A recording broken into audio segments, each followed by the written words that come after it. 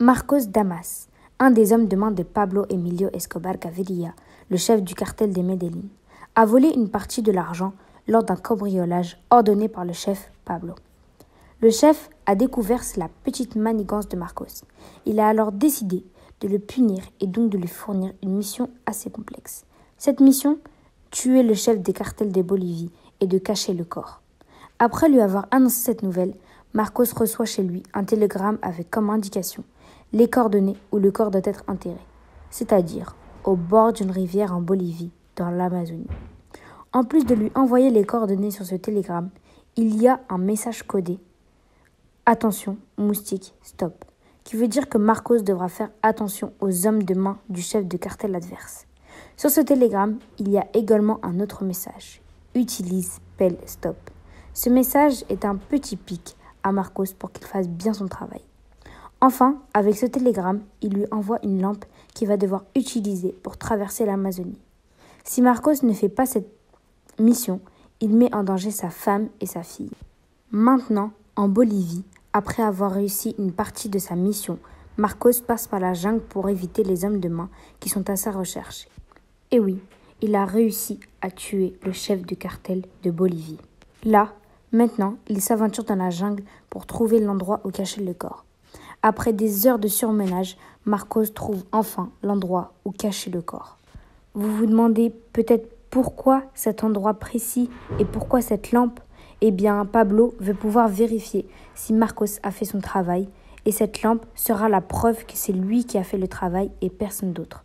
C'est pour cela que lorsqu'il aura fini le travail, il devra poser cette lampe au-dessus de là où il a enterré le corps pour que son chef vérifie. Après avoir accompli cette mission, Pablo vérifie le travail que Marcos a effectué et le félicite. Et là, boum, il le tue d'une balle dans la tête. Marcos Damas est mort. Après cette scène, le chef de cartel dit fièrement « Personne ne vole, personne ne trahit Pablo Escobar ».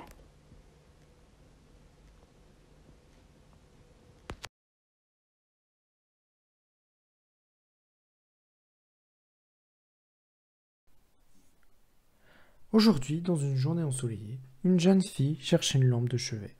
Elle alla dans un magasin d'antiquités. Elle rencontra le vendeur et lui demanda une lampe de chevet. Elle parla quelques instants avec le vendeur, puis en se précipitant dans l'arrière-boutique, il revenait avec une lampe brodée. Curieusement, il lui en fit cadeau. La fille, naïve, accepta. Puis, quand elle prôna la lampe, elle ressentit une envie de meurtre. Une aura meurtrière s'emparait d'elle, et elle tua le vendeur, avec le manche. Puis, peu après, la fille commença à comprendre que la lampe était maudite. Recherchée pour meurtre, la jeune fille alla emménager discrètement près de son petit ami. La lampe l'avait dès maintenant infectée par cette malédiction.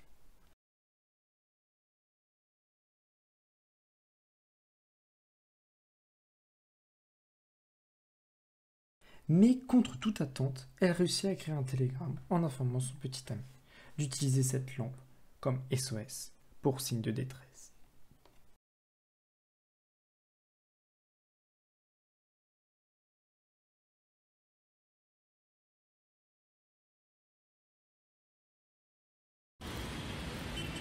Tout commença lorsque Madame Cardi, femme de Monsieur Cardi appartenant à la famille royale, découvrit que son mari la trompait.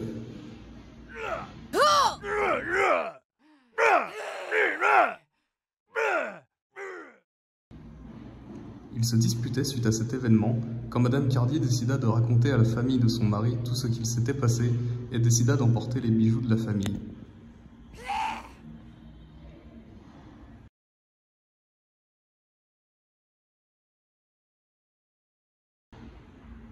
Elle prit alors l'avion, mais celui-ci s'écrasa.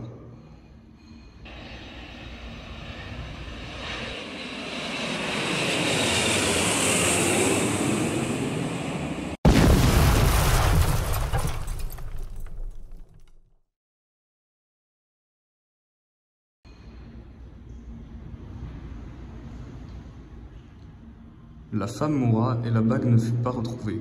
le majordome décida de partir à la recherche de cette bague.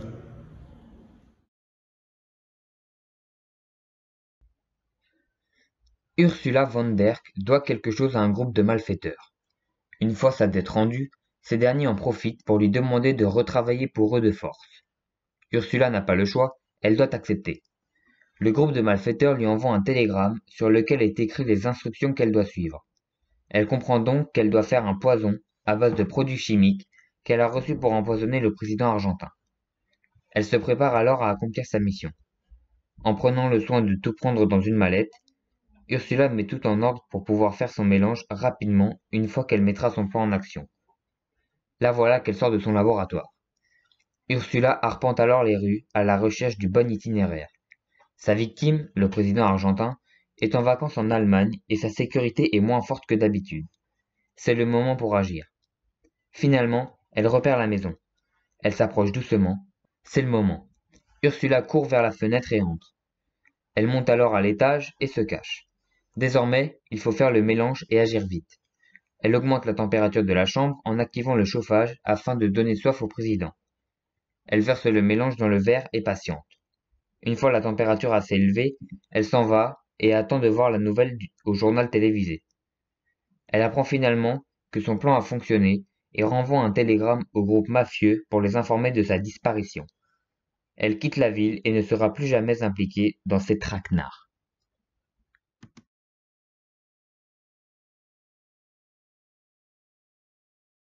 Paul Delamarre est un riche chef d'entreprise français. Quelques jours après son retour du Japon, il reçut un colis contenant un éventail et un télégramme. Sur ce dernier était écrit « Nos conversations me manquent, stop. Souviens à point à qui c'est attendre, stop. Garde le secret encore quelques jours, stop. » Il venait de recevoir la première clé d'un secret, plutôt inattendu. Cet éventail lui avait été offert par une geisha japonaise, avec laquelle il avait entretenu une relation. Cet endroit dessiné sur l'éventail était le lieu où ils se retrouvaient en cachette pour passer du temps ensemble. Cependant, ce n'est pas la seule conquête qu'il ait fait. Paul voyageant principalement à des fins professionnelles, il avait beaucoup rencontré de femmes qui, comme la geisha japonaise, lui avaient offert des objets afin qu'il puisse se souvenir d'elles.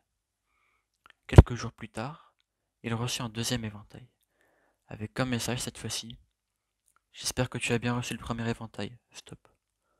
Tu as maintenant toutes les clés pour découvrir le secret, stop. » Paul, ne comprenant pas, il exposa le premier éventail à la lumière, et remarqua que certaines lettres formaient des débuts de mots.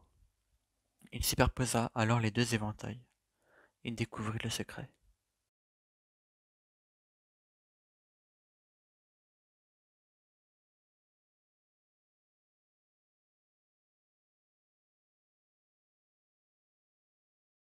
Salut, moi, c'est Adela.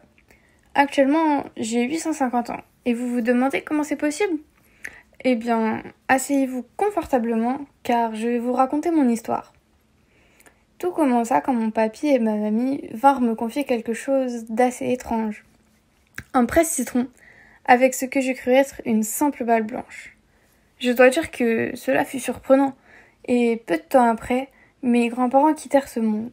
Reposez en paix, papy et mamie. Je suis donc allée poser cet étrange cadeau, cette vieille balle, dans mon grenier au milieu des cartons.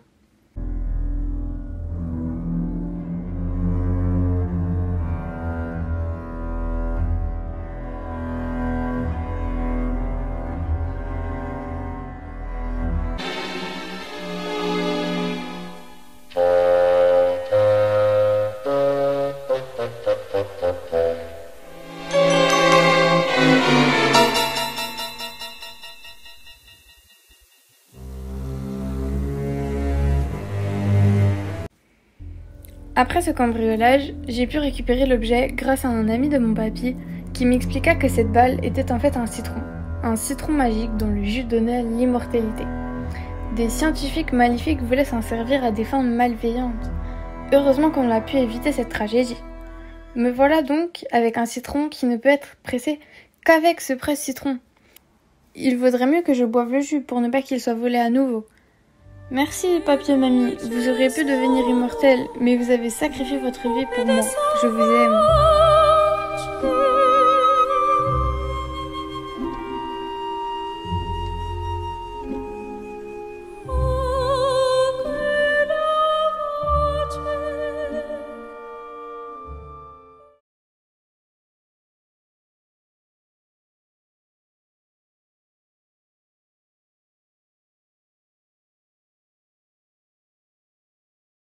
Il était une fois, dans une contrée lointaine, une femme qui vivait seule avec sa domestique. Comme à son habitude, elle se faisait sortir du lit par son réveil. Ce réveil était sacrément capricieux, car il sonnait toutes les heures. Le temps lui semblait de plus en plus long en absence de son amant, qui n'était pas revenu depuis plusieurs années. Malheureusement, personne ne savait ce qui lui était arrivé. Dans l'après-midi, elle prit une décision qui allait changer le cours de sa vie. Elle décida d'écrire une lettre adressée à son amant. À 16 heures pile, elle finit d'écrire cette dernière. La femme était attristée et énervée pour un rien. Son réveil sonna à cette heure précise et pris d'un élan de colère, elle le cassa. Ensuite, elle alla se pendre au-dessus de son lit. Il ne lui fut pas longtemps avant de mourir. La corde lâcha et la fit s'allonger sur son lit. À 16h15, sa domestique entra dans la chambre et prit la lettre, tout comme les affaires sales qui étaient sur son bureau. La domestique posta la lettre à 16h30. Peu après cela, le réveil qui était cassé s'éleva dans les airs, sonna de plus en plus fort et se rembobina.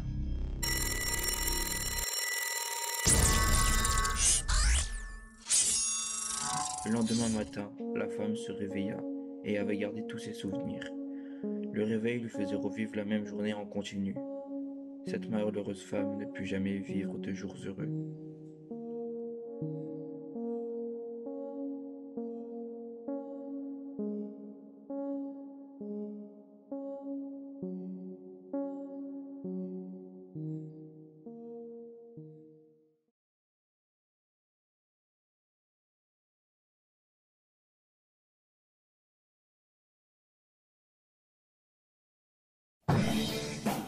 Dans les années 80, en pleine guerre froide opposant les États-Unis et l'URSS, le monde est un monde bipolaire, divisé entre ces deux hyperpuissances. Beaucoup de personnes veulent éviter une troisième guerre mondiale, mais en particulier une petite association réunissant plusieurs nations pour maintenir l'équilibre fragile de la paix, en faisant en sorte qu'aucun des côtés ne prenne l'avantage. Deux espions sont particulièrement investis dans leur mission. L'agent Maggie Peterson, espionne américaine, et l'agent Dimitri Nenov, espion russe. Bien évidemment, ils communiquent exclusivement par des noms de code et des télégrammes. Justement, comme on en parle, Maggie vient d'envoyer un télégramme à Monsieur Furon. C'est le faux nom de l'agent Nenov. Rendez-vous à l'angle de la 6e et de la 20e. Stop. Apporte la casserole. Stop. Si tu fais correctement les choses, je te pardonnerai. Stop. Nous retrouvons nos deux personnages chez l'antiquaire. Monsieur Furon, j'espère que vous avez ce que je vous ai demandé. Pour un plaisir de travailler avec vous, Madame Garnan. Passe-moi cette casserole qu'on en finisse. Une info contre une info. Je ne suis pas adepte des relations à sens unique.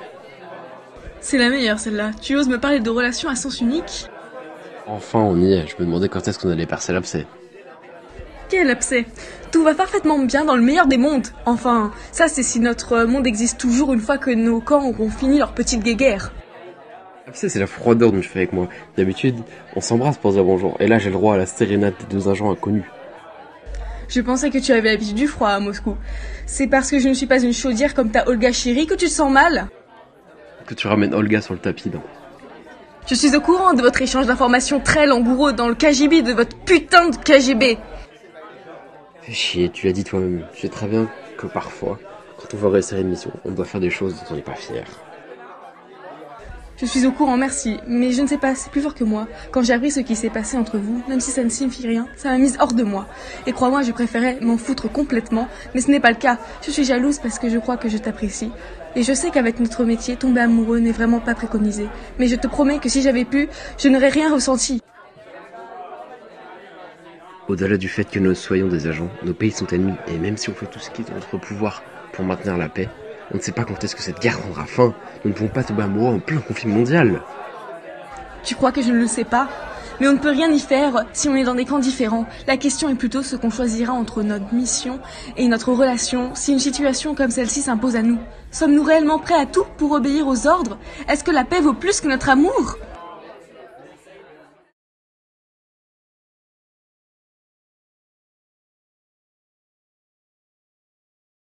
Voici Marie.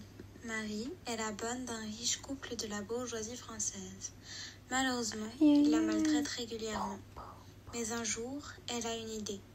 Il y a un coffre-fort dans la salle à manger et elle sait que la famille y entrepose toute sa fortune.